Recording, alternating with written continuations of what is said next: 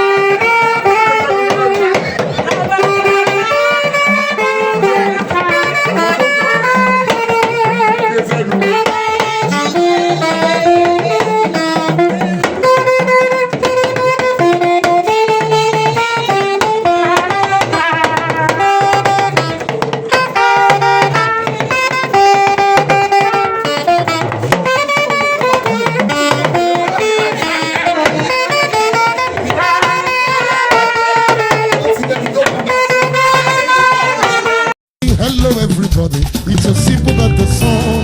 Happy day, happy birthday to you. Happy day, happy birthday to you. Happy day, happy birthday to you. Oh yeah, shamabu, go on, shamabu, go. Ọlọ́jọ́ ìbí mi dá o, shamabu, go. Somebody go, go on, shamabu, go.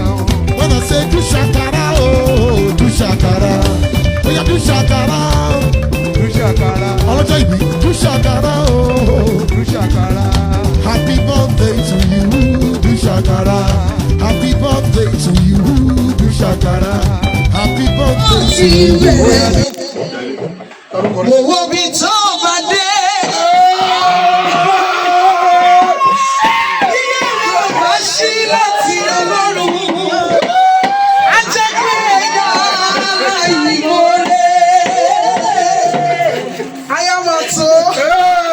Happy birthday to you, my mommy.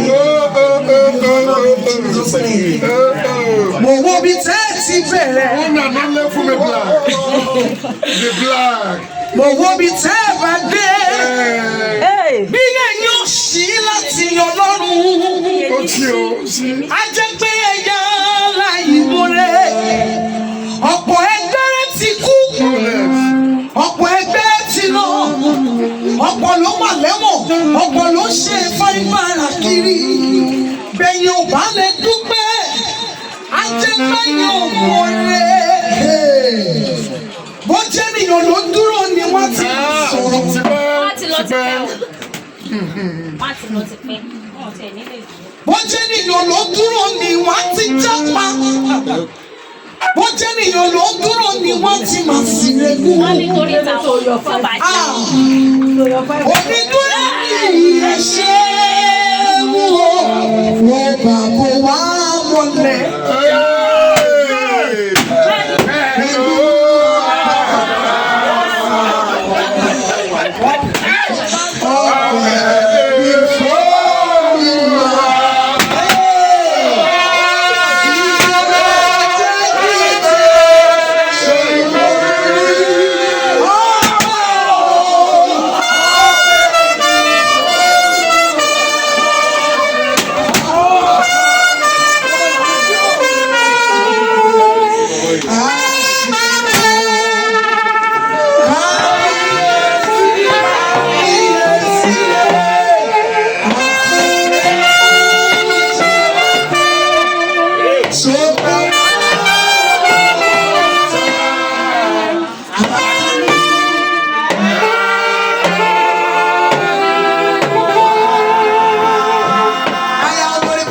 I want to give you this one personally from my heart. Nítorí ọjọ́ bí yẹn mi ò lè gbóhùn yín kí n má sáré débi.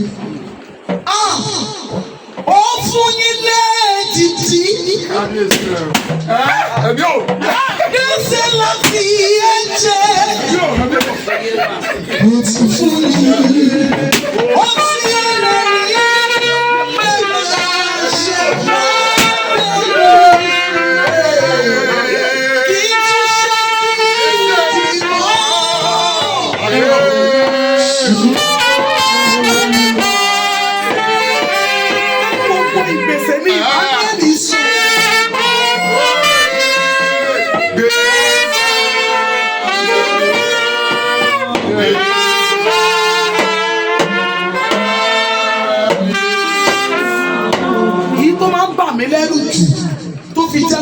ṣe ń rántí ọjọ́ òbí yìí ká dá ọpẹ́ padà sọ́dọ̀ Ọlọ́run. Mo wọ́ mọ́ sí ilẹ̀ rí. Mo tún Mo tún wọ́ mọ́ sọ. Ẹ̀rí ìfẹ́ rẹ̀ sí yín.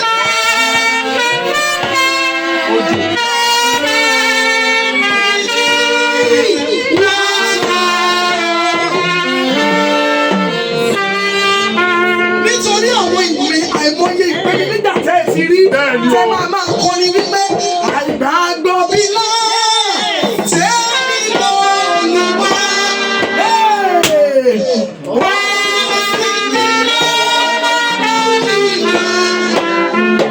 Ìṣàmà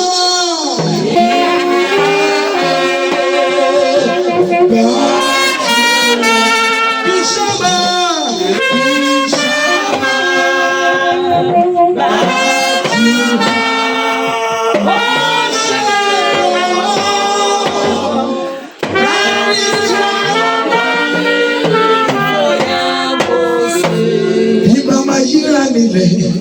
Ẹ ò bá máa yíra nílẹ̀, ẹ ò bá tiẹ̀ yíra nílẹ̀, kò tó fún yìnyín o bàbá.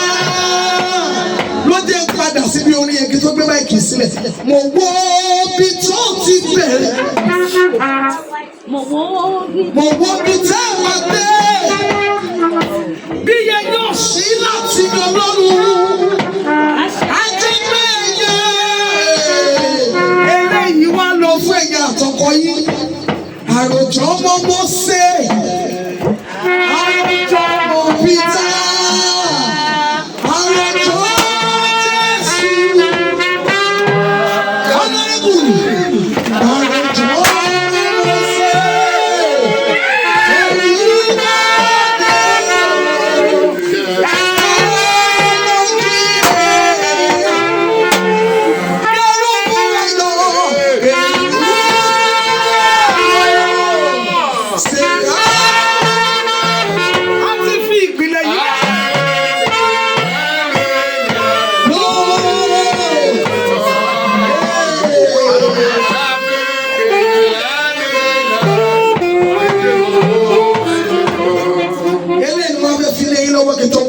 Anytime tẹ́ ẹ bá mojú ẹ̀yìn rẹ̀ bá rí pé ọ̀gá tún ti travel bí wọ́n ṣe máa ń travel àbí ẹ ti wò wípé báwo ló ṣe ń lọ ẹ kò máa kó eléyìí orí bíbí olóòrè ẹ̀yìn ẹ̀kọ́ mú náà ẹ sọ wípé you will be my strength when I am weak my God you will be my strength when I am weak my God. Ìwà máa jẹ́ agbára fún mi nígbà tó bá bẹ̀rẹ̀ ní ọ̀rọ̀ mi. A máa jẹ́ òkú fún ẹ nígbà tó bá fẹ́ sùn. You will be my strength when I am weak. Sister, ẹ kúnlẹ̀, mo fẹ́ I want to pray for you. I give God the glory. Mo ní orí ọ̀fẹ́ láti wá síbi birthday yìí. You have been a good wife right from the onset tí mo ti mọ̀ ní rí. You are a tolerant someone. Yes, mo lè tẹnu wọn. Very tolerant. Màá sọ fún wọn reason tí mo fi sọ bẹ́ẹ̀ ẹ lè máa mọ̀. Mo máa ń pọ̀ sí ẹni bèrè lọ́wọ́ bọ̀dá Matthew wípé ìyàwó yín kọ́. Wọ́n máa wá náwó wọn sí mi tí máa ń lọ sí church. Ṣùgbọ́n wọn kì í wá ń bá mi. Wọn ò ní èròkèrò sí bọ̀dá Matthew wípé bóyá irú àwọn tá ń tẹ̀lé wọn kiri yìí. Irú àwọn bíi Sister Mary bóyá wọ́n ti fẹ́ wọn. Bóyá wọ́n ti ṣe wá ní nǹkan kan. This woman, she's a very strong woman. I want to pray for you. Ẹ ní fi ikú jèrè gbogbo sùúrù yìí. Amen. Bọ̀dá Matthew mọ̀ ní tí mo jẹ́. Àwìtí wọn jẹ́ pé mi ìpè wọn ní ọlọ́rẹ́bù.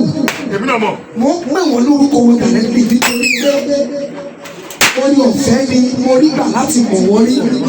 He's a kind person to me. I am praying for you. Inú ilé yìí ò ní pọ́n lọ́wọ́ yín. Bẹ́ẹ̀ ṣe rántí ọjọ́ ìbí yín lẹ́nìí. Àmì ṣiṣẹ́ tó máa ń dàgbà pẹ̀lú ọjọ́ orí. Ẹ̀gbọ́n tí mo sọ. Àmì àmì ṣiṣẹ́ tó máa ń dàgbà pẹ̀lú tó mo ní rísì tí mo fi sọ ẹni ẹ̀mí ló lè yé nítorí tó o bá ti ń dàgbà dé àwọn ìpele kọ̀ọ̀kan wàá máa rí rẹ bíi pé mo ti kọjá ibi tí mo wà yìí ẹ fẹ́ gba àrùn sí kankan mọ́ ẹ fẹ́ gba ìwọ̀sí kankan mọ́ nítorí ọjọ́ orí mi ẹ máa wò pé àwọn ẹgbẹ́ mi ò sí ibi tí mo wà yìí mo tún ṣe sùúrù. Àmì ṣiṣẹ́ tó máa ń dàgbà pẹ̀lú ọjọ́ orí lórúkọ Jésù ilẹ̀ ńlá ni wọ́n gbé wọn mì nínú ayé. Bẹ́ẹ̀ ṣe wá ń dàgbà yìí òye tí Ọlọ́run fún yín èṣù ò ní gbà lọ́wọ́ ọgbọ́n Ọlọ́run tẹ́ fi máa tò ilé yìí dé ibi yìí ọ̀run máa yàn tẹ́ fún yín. And I pray for you from the bottom of my heart. Lórúkọ Jésù wọn ò ní gbé òkú ọmọ ká yín mọ́lẹ̀ wọn ò ní gbé òkú ọ̀nọ́rẹ́bù ká yín mọ́lẹ̀ àṣìta ìbọn kò ní ba ọ̀nọ́rẹ́bù ẹ ní di òkú ọ̀sángun. When I want to come back to this place next year you will be in a larger place. In Jesus' name. God bless you. Happy birthday to you, man.